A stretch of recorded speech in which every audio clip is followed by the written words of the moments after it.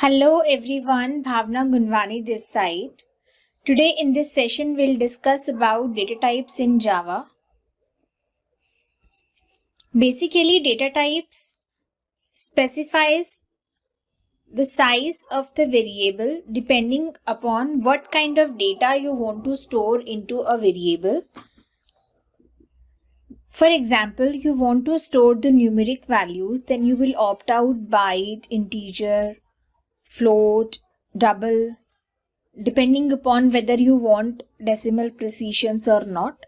If you wanted to store boolean value, then true or false, then go for a boolean type. So that depends what kind of data you want to store into a variable. The size of the data type is defined. But before that, data types are divided into two categories: primitive data types and non-primitive data types, which are also known as reference types. We already discussed about primitive types in our previous session that actually stores the value directly. There are 8 types: integer, short, long, byte, float, double, char and boolean. Integer, short, long, byte stores the integer values. Float and double stores the decimal values with the floating decimals. Char stores the character value. Let's say gender is F or M. Boolean stores true or false. This is the size, how much size a particular variable needs to declare in the memory when the type is defined. This is the size and the syntax. How can you use these variables? Byte takes 8 bits in the memory, which is 1 byte. Short takes 2 bytes, which is 16 bits. Integer takes 4 bytes, and so on. Boolean takes 1 bit, which is true or false. The minimum and maximum value in the exponential form is also returned that we can calculate. Let's try to understand how these data types to be used in practical approach. So here I'm gonna talk about the primitive data types first.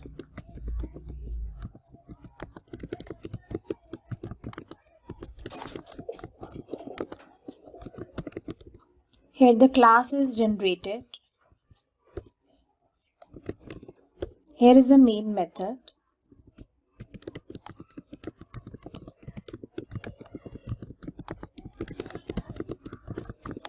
Let's say I want to store the variable value in the variable count 1, 2, 3, 4, 5, 6, 7, 8, 9. I want to print this value. So you can see that there is no problem. This value also comes under the range of integer. That's what it prints in the same fashion. 1, 2, 3, 4, 5, 6, 7, 8, 9. Now the next question is, this is not much readable. So just like we put the commas in the numbers in normal letters, normal values, but in the case of programming, we separate the long numbers this way with the help of underscore. But we just keep one thing in our mind. We always put underscore in between of the numbers. We do not start with the underscore. That is against the naming convention and the values assignment itself. So this is something what you can store it. For example, tomorrow you want another variable called integer, another count equals to 3 underscore 1 2 3 underscore 5 6 underscore 7 8 9. This is also the long number, but when we see here, it's not under the range of integer type, so it is beyond that. So depending upon the data we wanted to store, will change its type, and we wanted to store it into the long type. Now you can see that still I am getting error, because when we assign such kind of numbers by default, it goes into the integer format. So if it is a long type, we need to assign with the postfix of L in a uppercase or lowercase. Generally, you can write in lowercase or uppercase this postfix, but we'll suggest you to go for the uppercase because lowercase l looks more like either the I or the 1 depending upon the font you are using. So this is something how can you use a different type of variable data type depending upon what kind of data you wanted to, how long the data you wanted to store into that. Similarly, if you wanted to store the decimal values, let's say float, I have a base price. And here I wanted to store 1, 2, 3, 4, 5, 6.678. You can see that this is saying that cannot convert from double to float because when we have a decimal value, by default this value is treated like a double. If you wanted to store it into the float type, we need to assign with either F capital with the postfix or the lowercase f. As I suggest, I'll go for a capital F. Let me just print it. Sys out base value, base price. But if tomorrow any long number comes in, double net price equals to 1, 2, 3, 4, 5, 6.7656 something. So this is a double type. So it will not be a problem to assign it into double because by default the floating decimals are considered as a double value. But if you write lowercase d or uppercase d, that is not an error. It's completely optional. So here we wanted to print the net price as well. So these are the integer and the floating decimal points. You can also opt out for the byte. Let's say if you wanted to store age and age should be less than 127. Obviously it is less than 127 nowadays. So you can just opt it out. Age equals to 127, 126 for example. But if you will go for 129, in that case it will be beyond the range. Obviously age is not that way. But if you have any other value, for example, anything like any number is there, short, any value is there that you wanted to store it into it, that takes 2 bytes, just go for the short type. You can also try printing them, sys out age and sys out. Here you wanted to store the value, print the value. We do have 2 more primitive types, that is char boolean. Char is something called gender. You wanted to store a single character into this. So something like you can go for F or M. And in case you wanted to opt out for a boolean value, for example, I just wanted to check whether a thing is valid or not. So just write the variable name in a camel case naming convention if it's little long, is valid, and then just opt out is valid is true or false, something. So here I'm gonna print it. Gender, and here is valid. Let's just try to run this program and see how these primitive type gets printed. 56, which is byte, 345, which is short, this is integer, long, float, double, char in a Unicode, and then this is a boolean value. I hope you guys have a clear picture how these primitive types are to be used in Java. Another iteration is the non-primitive data types, that is also known as a reference data types or variables. Unlike primitive data types, these are not predefined. So they do not store the value directly. They store the reference to a primitive types or the other types. I'll be discussing the difference in next few more minutes. The user-defined data types are also the non-primitive types, just like the class name, enums, references. Whenever a non-primitive DT is defined, it refers to the memory location where an object is placed. So as I told you, it holds the reference to the another object or primitive types where it is being stored. Something like there is a string. String is a non-primitive type, but its initialization looks like primitive type because it is the most frequently used. Otherwise, it is internally used as in char array. So str is a variable that ScholarHat is a group of characters stored at a certain place, and the reference is being stored into this str. We do have certain more non-primitive types like classes, strings, date and all. One of the example I'm discussing with you guys just to have a basic idea. Non-primitive data types example.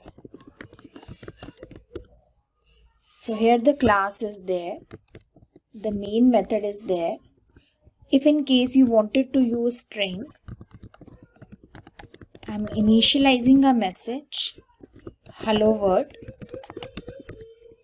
Although initially it is a group of characters, because if you would like to take char and you will go for ch, you will get message dot char at a particular index, which character value you wanted to take it up. So this is how initially it stores as a array of characters. Sys out, you can print message, it's a complete message and it's a character at the index 2. Let me just first run this. Hello world and L is at the index 2. Similarly, date is also one of the non-primitive type that stores today's date equals to new date. And this is something how you can take it up. I'm sorry, we need to import a package for the date type, that is a util package. Date is under this package. Predefined class it is. And here I just wanted to print now. So it will show you today's date and time. So these are the non-primitive types. We do have other non-primitive types as I discuss classes and all. We'll be discussing in our upcoming session in more detail. Until next time guys, stay tuned. Thank you so much. Hello everyone, Bhavna Gunwani this side.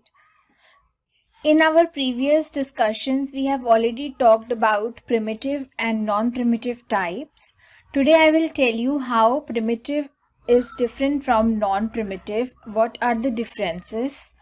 How does primitive stores the values and non-primitive stores the reference of the other types? Let's switch to the VS Code and understand. Here I'm going to create a file, primitive versus non-primitive types. Here the class is generated, adding a main method. As I told you, primitive stores the value and non-primitive holds the reference of the other types. Let's say I have a number 1, that is, let's say 10. I have another number which is 2. I'm assigning the number 1 into number 1, 1 into number 2. Sys out, printing the number 1 and number 2.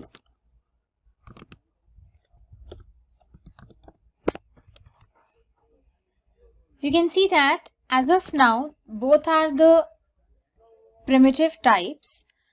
Whatever the number 1 value is there assigned to the number 2, both have the same value. They have their individual value, just the value is getting copied from number 1 to number 2. Tomorrow, if I change the number 1 to 1000 and number 2 to 2000, you will see that number 2 will be 2000, not the number 1 which is being assigned, because it has its own value which I am going to reassign. So let me just try reprinting it and verify. They have their individual values that needs to be assigned.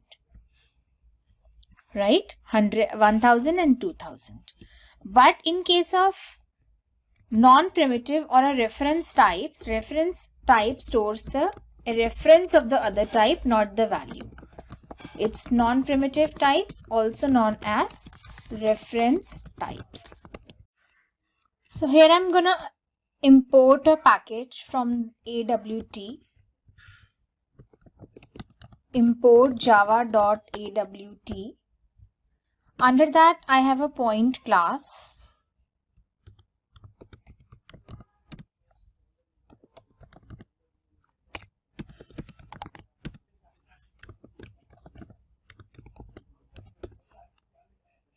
To this point class, I'm assigning two parameters, x and y. After that, I'm initializing point 2.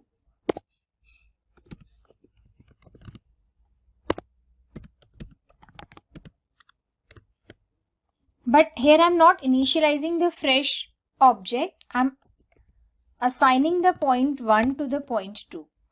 So again, I'm telling you it is non-primitive type. So it will not assign a one value to the point 2 because it is a reference that's holding a reference of the point class where the two parameters or instance variables, and maybe more would be there, x and y. So wherever the address of point 1 is being created, that address is being assigned to the point 2. So tomorrow if any change happens to that address, that changes will happen to the point 2 address too, which is being assigned to that. Let me show you. Sys out, let's print point 1.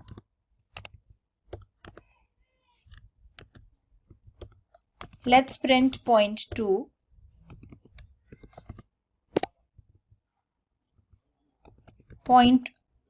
Now I can see that as I'm holding the address of point 1 to the point 2, whatever values we have at point 1, the same values I can access from the address of point 2. Tomorrow if I change point 1.x equals to 100 and point 2.x or y, that is 200, see what will happen. Sys out point 1, whatever changes I'm doing at x position, that is by the address of that point 1 will be changed, and the same will happen with point 2.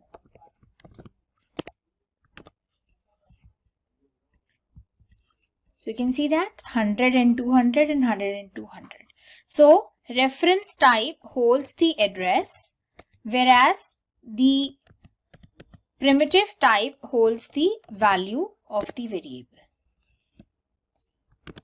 I hope the things are clear to all of you. How does primitive and non-primitive type stores the value? Until next time, stay tuned. Thank you.